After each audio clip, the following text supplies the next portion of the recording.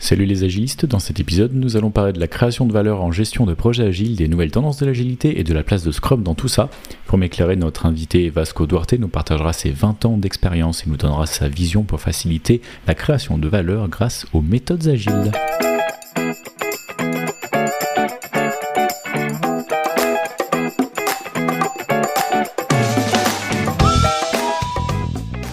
Bonjour à toutes et à tous et bienvenue dans Agiliste, le podcast francophone de l'agilité où tous les 15 jours on vous partage nos conversations et réflexions autour des méthodes, des techniques et des outils. Je suis Julien Deray et aujourd'hui je suis accompagné d'un invité en la personne de Vasco Duarte.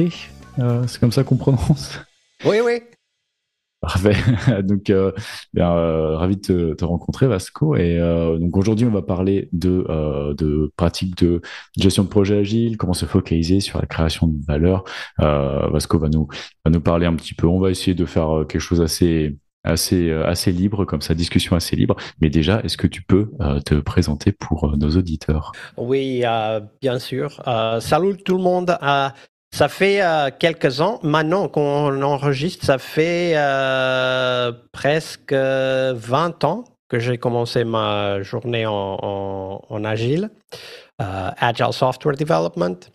Et je dois dire que pour moi, c'était pas, comment on dit en français, obvious. C'était pas sûr que je serais là aujourd'hui en parlant de Agile Software Development. Mon background est en gestion de projet. Donc, j'étais un ingénieur et après, j'ai fait ma certification de gestion de projet. Et je voulais faire mon premier projet Scrum pour montrer aux autres que ça marche pas. Il faut avoir quelque chose de sérieux pour gérer des projets de logiciels. Et bien sûr, c'était pas tombé comme je voulais. Et en fait, quand j'ai fait mon premier projet agile, je me suis rendu compte que il n'y a pas une meilleure façon de le faire maintenant. Donc, en 2004, j'avais mon premier projet Scrum. Et après ça, je n'ai jamais regardé en arrière. J'ai évolué, j'ai appris beaucoup de choses. Et voilà, pour moi, maintenant, l'agilité, c'est la normalité, quoi. C'est quelque chose qu'on essaie d'évangéliser avec Pierre aussi. Avec Pierre, du coup, on a commencé notre carrière plus tard que ça et presque c'est un peu comme le cloud qu'on a connu que ça quasiment. Donc pour nous, c'était la norme, enfin c'est la normalité, mais en même temps, à chaque fois qu'on va dans une nouvelle entreprise, on se rend compte que c'est pas forcément la normalité pour tout le monde quand même. Donc on a cette espèce de dichotomie entre le fait que pour nous c'est évident et on imagine que ça devrait être évident pour tout le monde, mais finalement ça ne l'est pas et ça avance quand même. L'agilité a fait beaucoup de chemin, je pense, depuis toutes ces années, mais c'est très intéressant d'avoir fait le chemin inverse. Ça me plaît beaucoup comme histoire. Donc, peut-être tu peux nous parler un peu plus de ce que tu fais. Donc, tu as un podcast. Comment ça a commencé tout ça et qu'est-ce que tu cherches? Comment tu le relis avec ton métier? Qu'est-ce que ça t'a apporté? Qu'est-ce que ça t'apporte?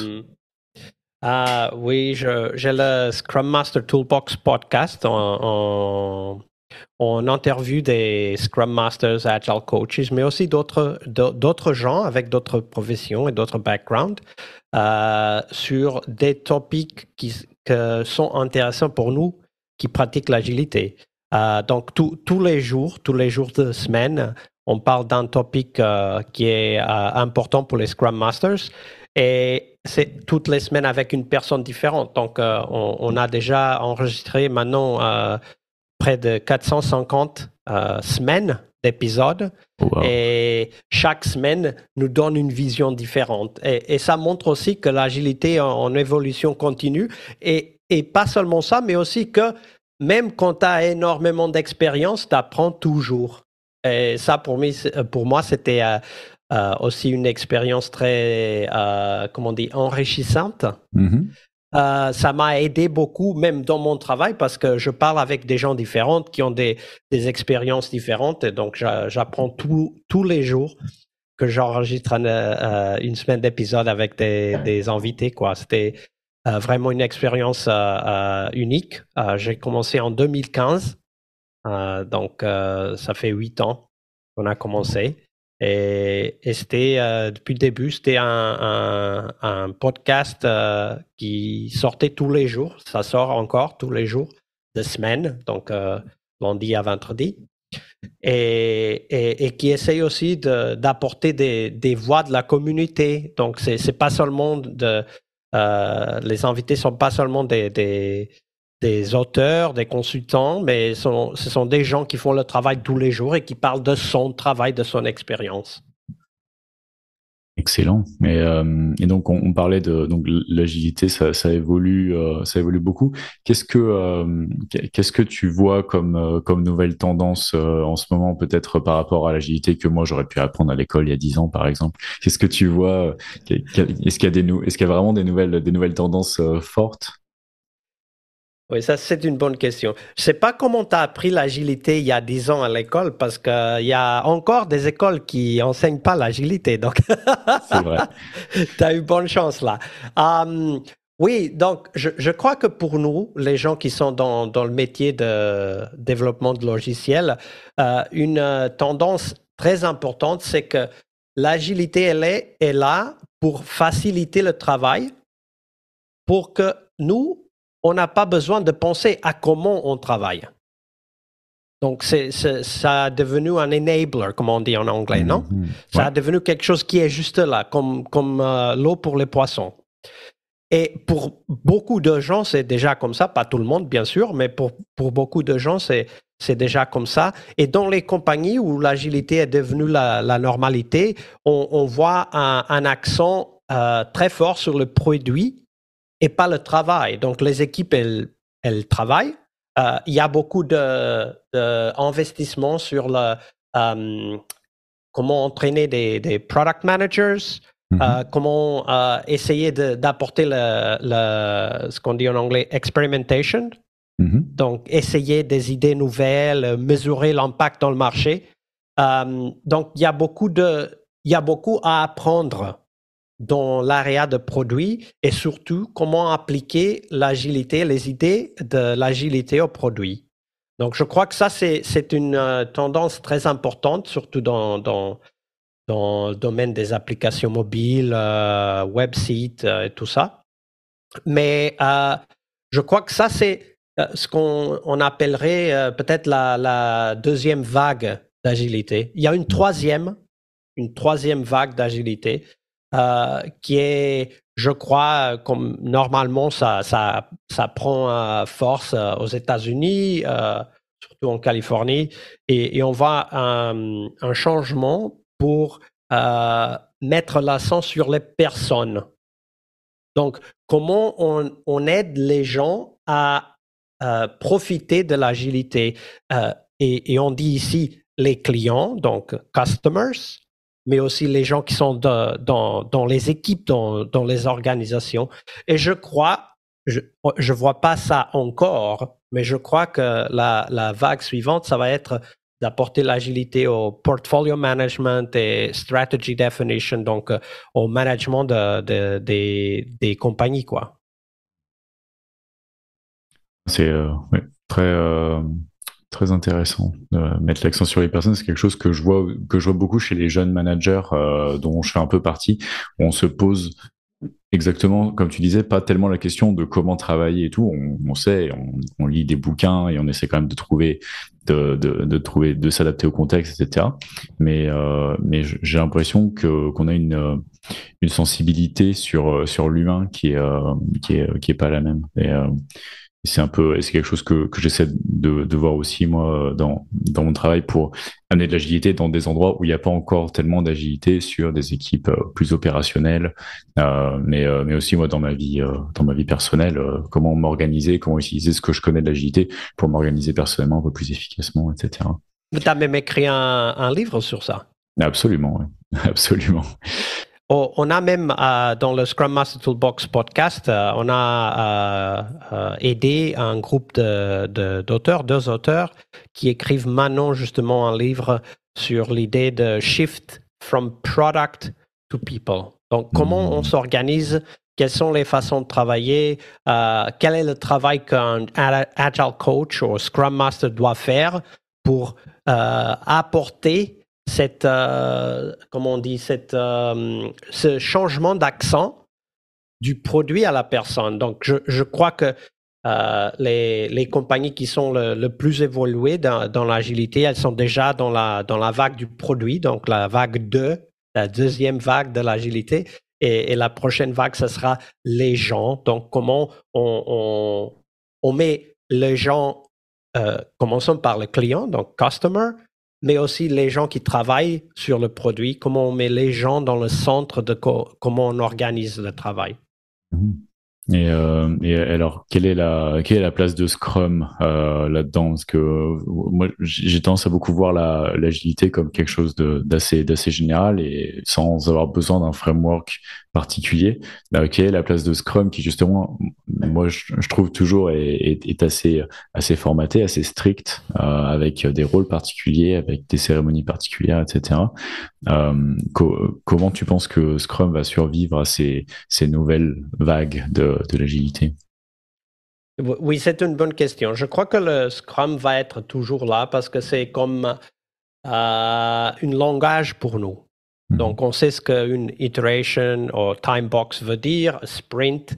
On sait ce que sprint planning veut dire, mais on sait déjà que le Scrum n'est pas suffisant. Donc, si tu penses au produit, par exemple, la deuxième vague d'agilité, le Scrum ne te donne pas des outils pour gérer le produit. Il y a d'autres choses qu'on parle maintenant, comme Impact Mapping de Gojko Azic, Story Mapping de Jeff Patton et d'autres outils qu'on a développés aussi dans la communauté agile pour gérer le produit. Donc, le Scrum n'est pas suffisant. Il y aura toujours d'autres choses qu'on va utiliser. Mais le Scrum, c'est quand même, comment on dit, un set. Un ensemble? Un ensemble d'outils très importants pour faciliter le travail. Et ça, je crois, c'est très important parce que quand tu mets l'accent sur les gens, une des choses que tu commences à essayer de mettre en place, c'est le contexte du travail d'une façon que les gens ne doivent pas perdre beaucoup d'énergie à gérer le travail. Donc, elles puissent mettre leur énergie dans l'interaction avec des autres, dans l'interaction avec des stakeholders et aussi dans le développement du produit, par exemple, avec des outils comme on a dit, story mapping, impact mapping, mais aussi experiments ou experimentation, donc essayer des idées nouvelles dans le marché, ce qui est très important pour l'agilité du produit. Donc, c'est pas dans ces organisations qui sont plus développées, le problème n'est plus l'agilité du travail, le problème est l'agilité du produit. Et je crois que Scrum nous donne un ensemble d'outils très importants pour qu'on ne doit pas mettre tant d'énergie là. Mais par exemple, et par contre, l'idée du backlog, c'est comment on dit, counterproductive. Ouais, ça n'aide pas beaucoup à gérer le produit. En fait, ça fait la vie du product manager très difficile parce que tu imagines si tu as un produit avec 4-5 équipes et chaque équipe a son product backlog et maintenant il y a quelqu'un qui doit gérer tous ces product backlogs. Et tu sais de ton expérience aussi qu'il y a beaucoup de choses qui terminent par être écrites dans le product backlog mais qui sont pas nécessaires, qui doivent même pas être là. Et tu termines pour avoir des product owners qui gèrent des backlogs avec des centaines et même des milliers d'items. Et ça, c'est une très mauvaise idée. Donc, pour avoir l'agilité de produit, on ne peut pas avoir des backlogs qui sont si grands que la Bible. Je comprends, ouais. C'est vrai que oui, c'est un problème qu'on voit assez vite, mais quelque part, alors c'est peut-être tu peux m'aider là-dessus. Qu'est-ce que c'est la solution justement parce qu'il faut être très itératif, il faut faire des tout petits cycles, il faut toujours travailler sur ce qui est le plus prioritaire, le plus urgent, etc. Pouvoir livrer rapidement, mais comment est-ce qu'on développe une roadmap qui arrive à tenir sur plusieurs semaines, plusieurs mois, si toutes les cartes peuvent être rebattues, entre guillemets, tous les cycles, tous les sprints, tous les 2 sprints. Comment est-ce qu'on arrive à avancer de façon tangible et constante, alors que l'agilité nous pousse presque à avoir des outils pour pouvoir tout changer tout le temps? Ça, c'est une bonne question. Et je dirais que la solution très simple, c'est il faut avoir un roadmap défini par les problèmes qu'on veut résoudre et pas par les fonctionnalités. Parce que les fonctionnalités, ce sont des solutions et les solutions sont déjà définies, même si on ne comprend pas si le marché les va adopter. Donc, il faut, je dirais, monter un niveau d'abstraction et regarder l'agilité du produit, c'est quoi? L'agilité du produit du point de vue du client, c'est quel est le problème que le client veut résoudre. Et il y a toujours plusieurs solutions qui peuvent résoudre ce problème.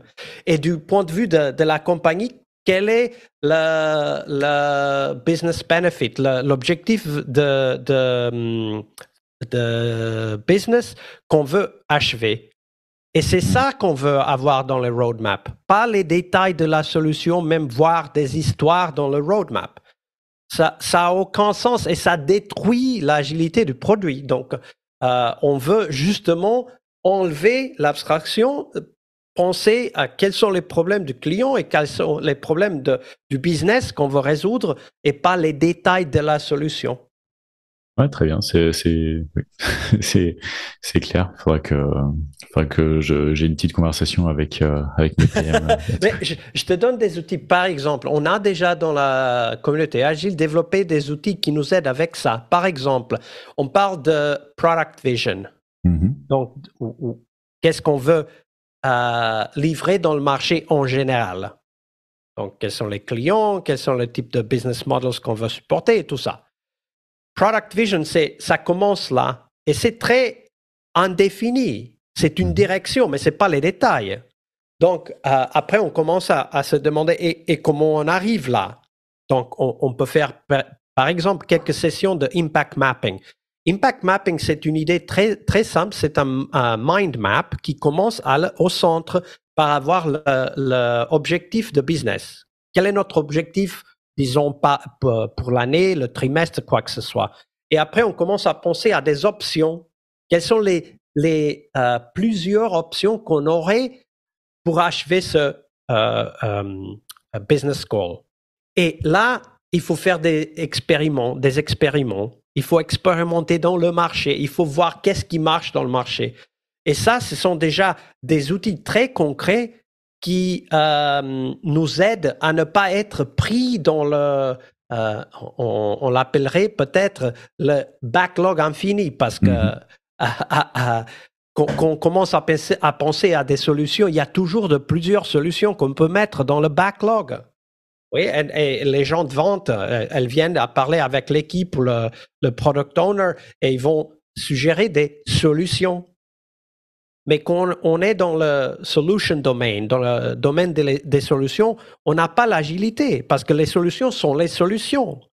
On ne peut pas choisir. Si on a 5 solutions, il faut livrer les 5 solutions. Mais si on a un problème, on peut trouver des solutions aux problèmes qui, même, peut-être, ne demandent pas des changements de code.